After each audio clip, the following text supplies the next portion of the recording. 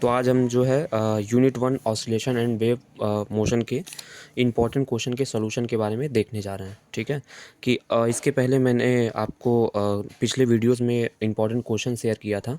ठीक है, तो अब हम उसके सॉल्यूशन को देखने जा रहे हैं। ठीक है, तो इसमें जो है हमारा जो सबसे पहला टॉपिक है सिंपल हार्मोनिक मोशन। इसके बारे में हम देखते हैं ये क्या होता है। ठीक है, तो आप देखो सिंपल हार्मोनिक मोशन क्या होता है ना, एक पीरियोडिक मोशन होता है। ठीक है, जिसमें हमारा जो पार्टिकल है, जो हमारा कण होगा ना, अपनी माध्य स्थिति के इधर उधर एक स्ट्रेट लाइन में मोशन करता है। इसका मतलब क्या है, जैसे मान लो हम कोई एक सिंपल पेंडुलम का यहाँ से उदाहरण ले रहे हैं, एक सिंपल पेंडुलम। ठीक है, एक सिंपल पेंडुलम यहाँ से उदाहरण ले रहे हैं। अब हम क्या करते हैं, हम इस सिंपल पेंडुलम को बहुत स्मॉल डिस्टेंस तक क्या करते हैं, ले जाके ऐसे छोड़ देते हैं। ठीक, तो वो क्या होगा, इधर की तरफ आएगा। ठीक है, तो ये बार बार इसी इस मीन पोजीशन के इर्द गिर्द क्या करेगा, मीन पोजीशन के इर्द गिर्द क्या करेगा, चक्कर लगाए। लेकिन आप ध्यान दोगे, जब हमने उसका जो ये थीटा स्मॉल बहुत किया था, मतलब बहुत कम कोणीय विस्थापन इसको दिया था, तो ये हमारा यहाँ पे कर्व पे ना घूम के एक हमारा स्ट्रेट लाइन हो जाता है। ठीक है, हमने क्या किया था, स्ट्रेट लाइन में, मतलब ये जो आपको दिख रहा होगा एक स्ट्रेट लाइन आपको दिख रहा होगा। मतलब हम क्या करें, ऐसे कोई बड़ा सा सर्कल है ना, ऐसे कोई बड़ा सा सर्कल है, इसमें से हम क्या करें, थोड़ा सा कोई एक पार्ट ले लें छोटा सा, तो ये आपको स्ट्रेट लाइन की तरह दिखेगा। तो वही काम हमने इसमें भी सिंपल पेंडुलम में भी किया था। तो ये जो गति होगी ना हमारी सिंपल हार्मोनिक मोशन हो जाएगी।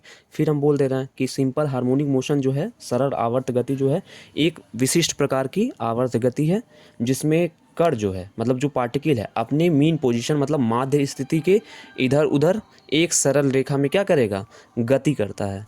और इस गति की मुख्य विशेषता ये होती है ना कि जैसे ही आपके मैक्सिमम पॉइंट पे पहुंचेगा, जो हमारा एक तरफ का उसका अपने एम्पलीट्यूड पे पहुंच जाएगी, ये क्या होगा, ये जो मतलब क्या है कि जो कण पर एक हमारा फोर्स कार्य करेगा। ठीक है, जो कि हमारा क्या होगा, माध्य स्थिति की ओर होगा, जो हमारा मीन पोजीशन है उसकी ओर होगा, और जो है वो सीधा क्या होगा, विस्थापन के समानुपाती होगा। ठीक है, तो अब हम देख लेते हैं इसको एग्ज़ाम में हमको लिखना कैसे है।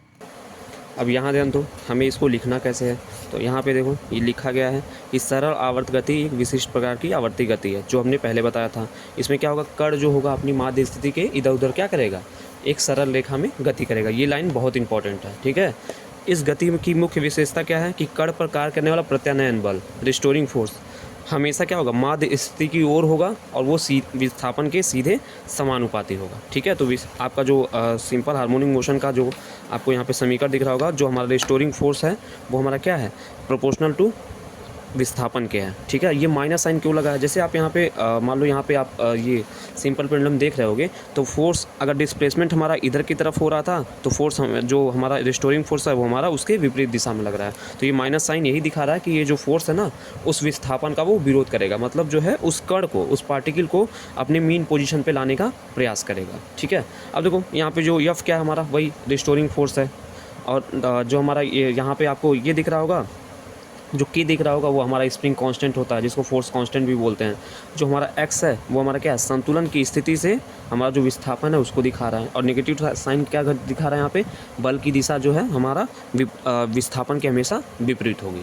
ठीक है, अब देखो इसकी कुछ प्रॉपर्टीज़ होती हैं, कुछ गुण होते हैं, या फिर इसकी कुछ की पॉइंट्स होते हैं, जो भी आप लिख सकते हो। पहला जो आप यही लिख रहे हो कि जो प्रत्यानयन बल होगा वो हमेशा क्या होगा, विस्थापन के समानुपाती होगा। ठीक है, या फिर ऐसा भी लिख सकते हो कि प्रत्यानयन बल जो होगा वो हमारा क्या होगा, हमेशा जो पार्टिकल को क्या करेगा, मीन पोजीशन पे लाने का प्रयास करेगा, मतलब जो केंद्र होगा उसका उस पे लाने का प्रयास करेगा। दूसरा आप लिख सकते हो कि ये जो है वस्तु जितनी दूर जाएगी उसको वापस खींचने वाला बल जो है उतना ही अधिक होगा। मतलब अगर हम यहाँ पे मान लो यहाँ पे एक्सट्रीम पोजीशन पे पहुँच गया, तो लगने वाला बल एक्सट्रीम होगा, मतलब सबसे ज़्यादा होगा। थोड़ा कम दूरी पे है तो लगने वाला बल उससे कम होगा। ठीक है, तो जैसे जैसे विस्थापन बदलेगा वैसे वैसे बल भी बदलेगा। ठीक है, और ये हमेशा क्या होगा, एक निश्चित पाथ पे हमेशा क्या होगा, ऐसे दोहराता रहेगा। तो ये हमारा क्या होगा, तीसरा पॉइंट्स हो गया। ठीक है, अब देखो इसके एग्जाम्पल्स आपको याद रखने हैं। एग्जाम्पल्स आपको, जैसे अभी स्प्रिंग का मोशन देख लो, motion of spring, mass system.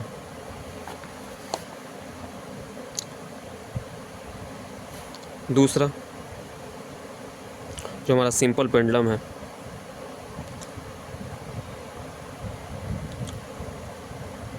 लेकिन इसमें ध्यान रखना है हमारा जो सिंपल पेंडुलम होगा उसका जो ऑसिलेशन होगा वो क्या होगा, स्मॉल होगा, या फिर वाइब्रेशन ऑफ टर्निंग फॉक्स होता है। ठीक है, तो ये सब कुछ इसके एग्जांपल्स हैं। ठीक है, ये आपको ध्यान रखने हैं। अब देखो कुछ इंपॉर्टेंट चीज़ें जो एक नंबर में हमेशा पूछी जाती हैं इस टॉपिक से, वो हो गया पहला हमारा डिस्प्लेसमेंट इक्वेशन। ठीक है, तो हम आपको बस इसके इक्वेशन के बारे में बता देते हैं क्योंकि यही इंपॉर्टेंट है। ठीक है, डिस्प्लेसमेंट इक्वेशन ये होता है हमारा y बराबर a साइन ओमेगा टी। इसको आप लोग रट लीजिए। ठीक है, ये एक नंबर में बहुत बार पूछा गया क्वेश्चन है कि सिंपल हार्मोनिक मोशन का डिस्प्लेसमेंट इक्वेशन होता है y बराबर a साइन ओमेगा टी, जहाँ पे a हमारा क्या है, एम्पलीट्यूड है, आयाम है। यहाँ पे जो हमारा ओमेगा है वो हमारा एंगुलर वेलोसिटी है, t हमारा है टाइम है, मतलब किस टाइम पे, अगर ये दे दे कि कण हमारा इतने टाइम पे कहाँ, मतलब इतने सेकंड पे कहाँ, तो वो हमारा क्या है, टी है, टी हमारा समय है।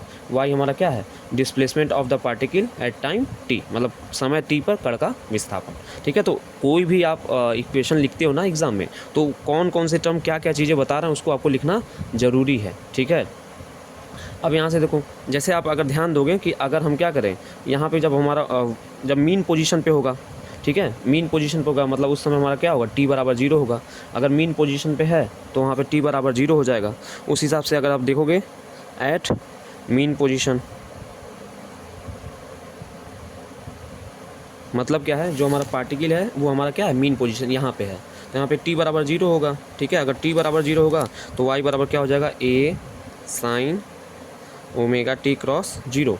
अब ये ओमेगा ये मिल के हम क्या होगा, 0 हो जाएगा, ओमेगा क्रॉस 0 0 के बराबर होगा, और साइन 0 की वैल्यू 0 होती है, तो उस समय हमारा क्या होगा, डिस्प्लेसमेंट हमारा 0 होगा। ठीक है, अब एक बात ध्यान दो, अगर हम क्या हो यहाँ से y बराबर हमारा क्या हो जाए, a हो जाए, या प्लस माइनस a हो जाए, किस पे होगा, y बराबर प्लस माइनस a हमारा क्या होगा, एक्सट्रीम पोजीशन पे यहाँ पे होगा। तो ये बात ध्यान रखना, जब वो एक्सट्रीम पोजीशन पे पहुँच जाएगा, मतलब अपने क्या होगा, अपनी चरम स्थिति पे पहुँच जाएगा पार्टिकल, तो वो उसका जो विस्थापन हो जाएगा वो हमारा क्या होगा, एम्पलीट्यूड आयाम के बराबर हो जाएगा। ठीक है, अब देखो इसके आगे हमको क्या देखना है, इसमें इसकी वेलोसिटी देखनी है। ये हम सारी चीज़ें SHM की ही बात कर रहे हैं, इसकी वेलोसिटी का फार्मूला आपको याद रखना है, यानी वेग। ठीक है, इसकी जो वेलोसिटी का फार्मूला होता है वो होता है v बराबर ओमेगा रूट में a square minus Y square. ठीक है, ये कैसे आता है ये हमने क्लास में भी बताया है और आपके नोट्स में भी है। ठीक है, नोट्स जो हमने आपसे शेयर किया वो भी देख लीजिएगा आप लोग। ठीक है, बाकी उसके बाद फिर हमारा इसका त्वरण का फार्मूला आपको याद रखना है। त्वरण का फार्मूला जो है a बराबर माइनस ओमेगा स्क्वायर वाई, ये भी आपको याद रखना है। ठीक है, तो ये हो गया हमारा त्वरण और वेलोसिटी। ठीक है, ये दोनों चीज़ें हो गई। एक और फार्मूला आपको याद रखना है इसके टाइम पीरियड के लिए, इसके आवर्तकाल के लिए। आवर्तकाल आपको पता होना चाहिए। आवर्तकाल क्या होता है हमारा, कि जो हमारा एक चक्कर कोई सिंपल पेंडुलम एक चक्कर पूरा कर रहा है, मतलब कोई पार्टिकल है, कोई कण है ना, एक पूरा दोलन पूरा करने में जितना समय लेता है उसी को हम क्या कहते हैं, टाइम पीरियड कहते हैं। ठीक है, तो टी बराबर फार्मूला याद रखिएगा 2 पाई अपॉन ओमेगा। यहाँ पे ओमेगा वही है, एंगुलर वेलोसिटी, कोणीय वेग। ठीक है, अब देखो यहाँ से इसकी फ्रीक्वेंसी जो हमारा आवृत्ति कहलाती है, आवृत्ति, ये f बराबर क्या हो जाएगा, आवर्तकाल का रेसिप्रोकल। ठीक है, तो इतनी चीज़ें आपको याद रखनी है, और ये भी याद रखिएगा फ्रीक्वेंसी का जो यूनिट होता है वो हमारा हर्ट्ज होता है। तो ये हो गया पूरा का पूरा हमारा सिंपल हार्मोनिक मोशन के बारे में। ठीक है, देखो नेक्स्ट जो इम्पोर्टेंट टॉपिक है वो हमारा वेव मोशन है। ठीक है, अब ये एक बात ध्यान रखो कि जो हमारा वेव है ना कुछ और नहीं है।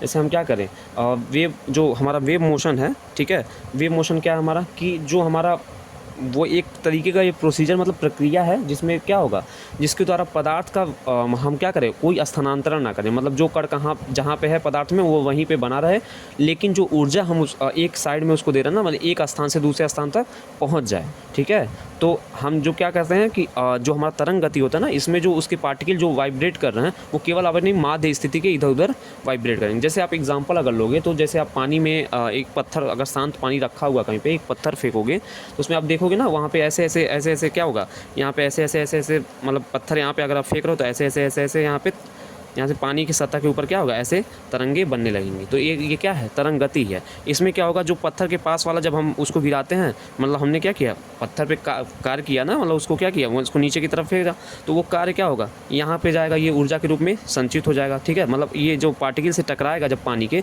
तो क्या होगा, उस अपनी ऊर्जा उसको देगा, तो उसके बाद क्या होगा, वो कण अपने आप में इधर उधर कंपन, अपनी माध्य स्थिति के इधर उधर क्या होगा, कंपन करने का, वो बगल वाले को देगा। ऐसे ही बगल वाले को देते देते ऊर्जा का तो स्थानांतरण हो गया, लेकिन हमारे जो कण थे उसी स्थान तक बने रहेंगे। तो इस मोशन को हम बोलते हैं वेव मोशन। ठीक है, अब देखो इसका जो डेफिनेशन वगैरह है वो हमारा नोट्स में है, तो उसको आप लोग देख लीजिएगा।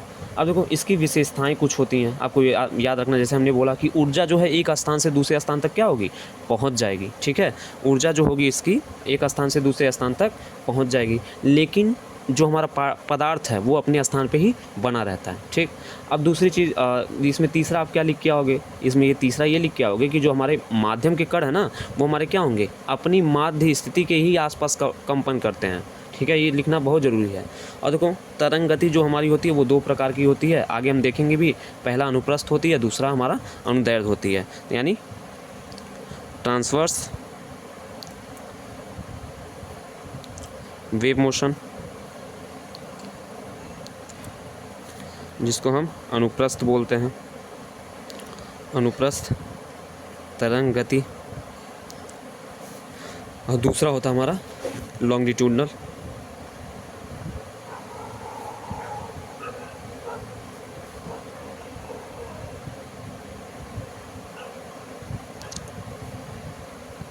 वेव मोशन, जिसको हम बोलते हैं अनुदैर्ध्य।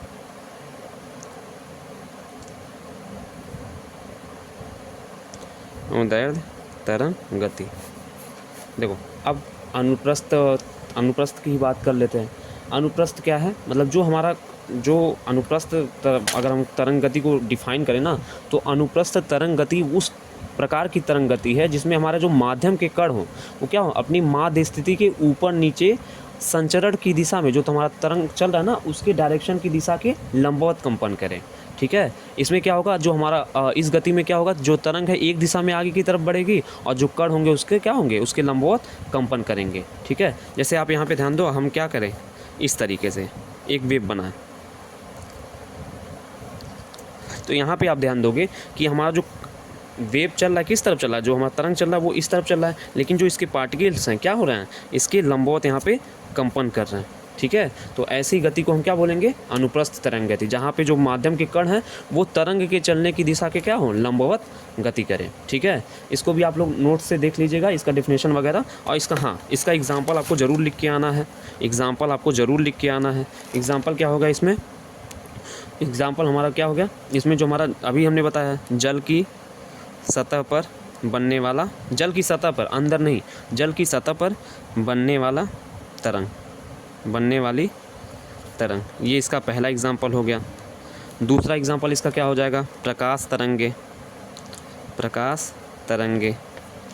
ठीक है, तीसरा एग्जाम्पल क्या हो जाएगा, जो हमारा तना हुआ डोरी है उस पे बनने वाली तरंगे। अच्छा, एक बात ध्यान दो कि जो हमारा अनुप्रस्थ तरंग मोशन है ना, मतलब जो हमारे अनुप्रस्थ तरंग होंगे, ट्रांसवर्स वेव होंगे, वो हमारे क्या है, निर्वात में यानी फ्री स्पेस में भी क्या कर सकते हैं, वैक्यूम में भी चल सकते हैं। जैसे आपको पता होगा कि जो हमारा लाइट है वो वैक्यूम में चल सकता है, तो वो क्या है, एक प्रकार का ट्रांसवर्स वेव है। ये जरूर आपको याद रखना है, कभी कभी अंतर पूछ देता है। तो जो हमारा ट्रांसवर्स वेव है वो हमारा क्या होता है, निर्वात में भी चल सकता है, लेकिन जो हमारा लॉन्गिट्यूडनल वेव है वो निर्वात में नहीं चल सकता है। ठीक है, अभी हम उसको देखते भी हैं। अब देखो लॉन्गिट्यूडनल में क्या हो जाएगा, लॉन्गिट्यूडनल में जैसे आप एक एग्जांपल लो, एक एग्जांपल जैसे हमने यहाँ पे साउंड बना दिया। ठीक है, अब यहाँ पे हमने जब साउंड बनाया, अब जब हम इसको क्या करें, इसको हम कुछ नहीं कर रहे हैं, तो उस मतलब हम उस साउंड से कुछ आवाज़ नहीं निकालना है, तो उसमें क्या होगा, जो उसके आसपास के वायु के कण होंगे, मतलब वायु में उपस्थित जो कण होंगे वो क्या होंगे, साम्यावस्था में बने रहेंगे। लेकिन जैसे ही हमने क्या किया, यहाँ से इसको क्या किया, यहाँ से साउंड निकालना स्टार्ट किया, उससे क्या होगा, ये कण अपनी माध्य स्थिति के क्या होंगे,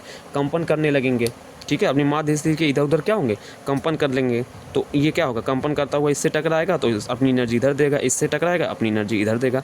अब आप ध्यान दो कि हमारा जो वेव चल रहा था वो इस डायरेक्शन में चल रहा था, और जो हमारे पार्टिकल्स हैं वो भी इसी डायरेक्शन में चल रहा है। मतलब क्या हो गया कि अनुदैर्ध्य तरंग गति क्या हो गई, अनुदैर्ध्य तरंग गति वह तरंग गति है जिसमें जो है माध्यम के कण जो हैं वो हमारी क्या, माध्य स्थिति के आगे पीछे लेकिन तरंग संचरण की दिशा के समानांतर कंपन करें। देख रहे हो ना, इधर भी ये भी जा रहा है, इधर ये भी जा रहा, मतलब तरंग भी इधर जा रही है और जो हमारा कण है वो भी इधर की तरफ, मतलब इसके समानांतर चल रही है। तो इस गति को हम बोलेंगे अनुदैर्ध्य तरंग गति, जो कि हमारा क्या है, अनुप्रस्थ का उल्टा है। ठीक है, तो अनुदैर्ध्य और अनुप्रस्थ में आपको, अनुदैर्ध्य और अनुप्रस्थ में आपको क्या देखने को मिला कि जो हमारा अनुदैर्ध्य तरंग गति है उसमें जो कण है वो हमारे क्या है, जो माध्यम के कण वो हमारे तरंग के चलने की दिशा के समानांतर चल रहे हैं, और इसमें जो अनुप्रस्थ में है जो हमारे कण हैं वो हमारे माध्यम, जो हमारा तरंग चल रहा है उसकी दिशा के लंबवत कंपन कर रहे हैं। यही इन दोनों में अंतर भी है। और जो हमारा लॉन्गिट्यूडनल वेव है वो हमारा क्या होगा, निर्वात में नहीं चल सकता। इसका सबसे अच्छा एग्जाम्पल हमारा साउंड वेव है, मतलब जो हमारा ध्वनि तरंगे हैं, साउंड वेव, जो हमारा वायु में हमारा साउंड वेव है वो हमारा क्या है, ध्वनि तरंगे। ठीक, दूसरा एग्जांपल आप ले लोगे तो जो हमारा स्प्रिंग देखते हो ना आप, स्प्रिंग में बनने वाली तरंगे। ठीक है, तो वो भी आप लोग ध्यान रखिएगा, स्प्रिंग में बनने वाली तरंगे। तो ये ऐसे एक दो एग्जांपल भी आप लोग को याद रखना है। ठीक है, चलो इसी में बता देते हैं। एक हमारा वेव इक्वेशन होता है, ये भी ध्यान ही रखना। वेव इक्वेशन ये होता है हमारा y बराबर a sine omega T minus के एक्स। आपको बस ये इक्वेशन याद रखना है। इसमें जो जो टर्म्स हैं उसके बारे में याद रखना है कि जो हमारा a है, हमारा है वो एम्पलीट्यूड है, ओमेगा क्या है, एंगुलर फ्रीक्वेंसी है या फिर एंगुलर वेलोसिटी है, टी हमारा क्या है, टाइम है, की हमारा क्या है, वेव नंबर है, एक्स हमारा क्या है, विस्थापन है। ठीक है, तो इतनी चीज़ें आपको याद रखनी है। नेक्स्ट और जो लास्ट इंपॉर्टेंट टॉपिक है वो हमारा है अल्ट्रासोनिक वेव्स, पराश्रव्य तरंगे। देखो ये क्या है, एक टाइप की ध्वनि तरंगे ही हैं। ठीक है, जिनकी आवृत्ति जो होगी ना, जो हमारी इसकी फ्रीक्वेंसी होगी वो ग्रेटर दैन 20 किलो हर्ट्ज़ के होगी, मतलब जो, या फिर इसी को ऐसे लिख सकते हो, एफ ग्रेटर दैन 20,000 हर्ट्ज़, मतलब जिसकी वह साउंड वेव जिसकी फ्रीक्वेंसी क्या हो, 20,000 हर्ट्ज़ से ज़्यादा की हो, उस वेव्स को हम बोलते हैं पराश्रव्य तरंगे यानी अल्ट्रासोनिक वेव। और इसकी खासियत क्या होती है कि इसको मनुष्य हम क्या होता है, सुन नहीं सकता, क्योंकि आपको पता होगा जो ह्यूमन ईयर है ना, नॉर्मल मनुष्य के कान है वो हमारा 20 किलो हर्ट्ज़ तक की ही क्या, 20 किलो हर्ट्ज़ तक की ही क्या करते हैं, फ्रीक्वेंसी की जो हमारा वेव साउंड है उसको सुन सकते हैं। ठीक है, तो जो हमारा अल्ट्रासोनिक वेव है वो हमारा उसकी फ्रीक्वेंसी क्या होगी, 20 किलो हर्ट्ज़ से ज़्यादा की होगी। यही इसका डेफिनेशन है। ठीक है, इसमें बहुत ज़्यादा चीज़ नहीं लिखना है। ठीक है, इसकी प्रॉपर्टी आपको पता होनी चाहिए। उसके पहले ये देख लो कि कौन कौन से जानवर इसको सुन सकते हैं, क्योंकि जैसे हम तो नहीं सुन सकते हैं लेकिन कुछ जानवर होते हैं जो इसको सुन सकते हैं। उसमें क्या है, उसमें कौन कौन है, एक चमगादड़ हो गया, कुत्ते हो गए, डॉल्फिन्स वगैरह हो गए, ये सब क्या हो, अल्ट्रासोनिक वेव्स को सुन सकते हैं। ठीक है, इसके जो हमारे प्रॉपर्टीज़ हैं वो आप लोग ध्यान रखिएगा, मतलब जो हमारे इसके गुण हैं। ठीक है, अक्सर करके पूछा जाता है कि इसकी वेव्स के, इस अल्ट्रासोनिक वेव के क्या क्या प्रॉपर्टीज़ हैं। तो पहला तो यही है कि जो हमारा फ्रीक्वेंसी होगी वो 20 किलो हर्ट्ज़ से ज़्यादा की होगी। ठीक, अब देखो अगर फ्रीक्वेंसी हमारा क्या है, ज़्यादा है तो हमारा लैम्डा क्या होगा, मिनिमम होगा। ये ध्यान रखना, जो हमारा तरंग दैर्ध्य होगा वो हमारा क्या होगा, मिनिमम होगा। अगर फ्रीक्वेंसी हायर है, मतलब मैक्सिमम है, तो हमारा जो हमारा लैम्डा होगा हमेशा क्या होगा, मिनिमम होगा। ठीक, तीसरी चीज़ क्या है, ये हाई वेलोसिटी से चलती हैं, मतलब ये क्या होगा, उच्च वेग से आगे की तरफ चलती हैं। ठीक, चौथा क्या है, ये सभी माध्यम, जैसे हमारा क्या होगा, ठोस, द्रव, गैस, तीनों माध्यमों में चल सकती हैं। ठीक है, मतलब ये तीनों माध्यमों में चल सकती हैं, मतलब इसको चलने के लिए क्या होगा, माध्यम की आवश्यकता होगी। ये निर्वात में नहीं चल सकती है। ठीक है, ये ठोस, द्रव, गैस में चल सकती है। ठीक है, ये वही बात है, हमने स्टार्टिंग में बोला क्या, साउंड वेव्स ही हैं। तो साउंड वेव में जैसे रिफ्लेक्शन होता है, रिफ्रैक्शन होता है, मतलब जो परावर्तन होता है, अपवर्तन होता है, विवर्तित होती है वो साउंड वेव, मतलब जो डिफ्रैक्शन होता है, ये सारी चीज़ें भी इसमें भी होंगी। ठीक है, अब देखो ये भी याद रखना कि इसकी जो ऊर्जा होती है ना, इसकी जो ऊर्जा होती है ये बहुत ज़्यादा वो जो है ऊर्जा होती है नॉर्मल साउंड वेव से ज़्यादा होती है, ऊर्जा अधिक होती है। तो ये इसके प्रॉपर्टीज़ हैं। ठीक है, तो बहुत ज़्यादा आपको नहीं लिखना होता है कि इसका डेफिनेशन है, इसकी प्रॉपर्टीज़ हैं, आपको याद है तो बहुत अच्छी बात है। ठीक है, अब देखो इसके जो उपयोग हैं ये भी इम्पॉर्टेंट हैं, जो इसके उपयोग हैं। पहला आपको याद रखना है, इसमें आपके सिलेबस में दो चीज़ें दिया है, एक इंजीनियरिंग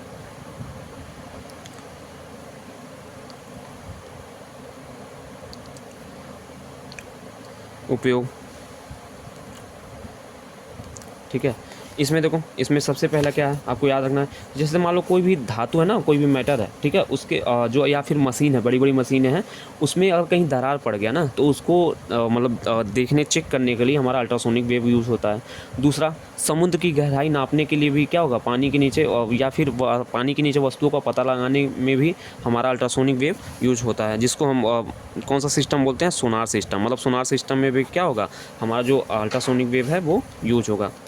तीसरा चीज़ आपको याद रखना है, जैसे मान लो तीसरा चीज़ आपको क्या याद रखना है कि जैसे आप लोगों ने सुना होगा ना कि जो हमारा क्या है, ये जो हमारा प्लास्टिक या फिर कोई मेटल है, उसका जो हमारा क्या अल्ट्रासोनिक वेल्डिंग के वेल्डिंग आपने सुना होगा। तो ये अल्ट्रासोनिक वेल्डिंग कुछ और नहीं, इन्हीं वेव्स का उपयोग करके किया जाता है, उसके वेल्डिंग्स किया जाता है। मतलब जो प्लास्टिक होगा या फिर धातु होगा ना, उनका जो अल्ट्रासोनिक वेल्डिंग करने में भी इसका उपयोग किया जाता है। ठीक है, जैसे अब मान लो जैसे जो हमारे क्या होते हैं, थोड़े से नाजुक हमारी मशीनें हैं, ठीक है, जैसे मान लो मशीनों के भाग हैं, घड़ी है, वॉच वगैरह है, ठीक है, या फिर जो हमारा इलेक्ट्रॉनिक्स आइटम्स वगैरह है, ठीक है, उनकी सफाई के लिए भी क्या होगा, ये यूज होगा। ठीक है, और इसके बाद हम देख लेते हैं इसमें जो हमारा मेडिकल यूज है, जो हमारा चिकित्सा क्षेत्र में इसका यूज है, चिकित्सा क्षेत्र में उपयोग। ठीक है, ये भी इम्पॉर्टेंट है। सबसे पहला तो आप लोगों ने सुना होगा कि जो हमारा क्या होता है कि अगर हम आपने कुछ अपने शरीर के अंदर के भागों की जांच कराना चाह रहे हैं, मतलब कोई आंतरिक अंग है उसकी जांच कराना चाह रहे हैं, तो हम क्या बोलते हैं उसको, मतलब यहाँ पे अल्ट्रासोनोग्राफी में यूज होता है कि मतलब आप सुनते हो कि अल्ट्रासाउंड करा के आए हैं, ठीक है, तो उसमें क्या होता है, ये अल्ट्रासोनोग्राफी होती है। तो अल्ट्रासोनिक वेव अल्ट्रासोनोग्राफी में भी क्या होती है, यूज होती है। दूसरा, जब कोई प्रेग्नेंट वुमेन है, मतलब जो महिला है जो गर्भावस्था में है, उसकी उसमें जो शिशु की स्थिति है ना, और उसका विकास कैसे हो रहा है, उसकी जांच करने के लिए भी क्या होता है, अल्ट्रासोनिक वेव यूज होते हैं। और तीसरा उपयोग इसका क्या है कि जैसे किडनी वगैरह में पथरी वगैरह है, तो उसका पता लगाने के लिए भी क्या होगा, अल्ट्रासोनिक वेव यूज होगा। फिजियोथेरेपी में यूज होता है। फिर अल्ट्रासोनिक वेव द्वारा किडनी के जो स्टोन्स होते हैं ना, उसको तोड़ा भी जाता है। तो ये सब चीज़ें इसके उपयोग हैं, आपके नोट्स में है, आप एक बार पढ़ लीजिएगा। ठीक है, तो ये है आपके यूनिट नंबर 1 का सारे इंपॉर्टेंट क्वेश्चन की सलूशन। अब आपको जो है ये यूनिट आप ज़रूर से ज़रूर देख के जाइएगा, क्योंकि इस यूनिट से बहुत ज़्यादा क्वेश्चन आपको पूछते हैं, 1 नंबर में, 2 नंबर में, 2.5 नंबर में, 5 नंबर में, ठीक है, कई क्वेश्चन पूछते हैं। ठीक है, और ये चैप्टर बहुत इंपॉर्टेंट है, तो इसको आप लोग छोड़ के ना जाइएगा। नेक्स्ट जो वीडियो आएगी हमारी, उसमें आप यूनिट नंबर 2 जो कि ऑप्टिक्स है, उसके इंपॉर्टेंट क्वेश्चन को लेके हम चर्चा करेंगे। ठीक है, तब तक के लिए आप लोग ये जो हमारा यूनिट नंबर 1 है, इसको प्रिपेयर करिए। ठीक है, अब एग्ज़ाम भी ज़्यादा दिन है नहीं, तो आप लोग से उम्मीद यही है कि आप लोग मेहनत करोगे। ठीक है।